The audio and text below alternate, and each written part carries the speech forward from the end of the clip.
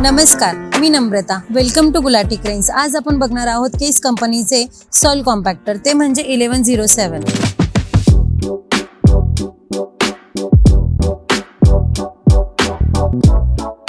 या मशीनचा वापर मातीच्या कॉम्पॅक्शनसाठी केला जात असतो, जेणेकरून मातीचे बांधकाम घट्ट आणि मजबूत बनले जाते. हे जे मशीन आहे ते मातीमधले हवा आणि छिद्रे कमी करून ते घट्ट बनवत असते.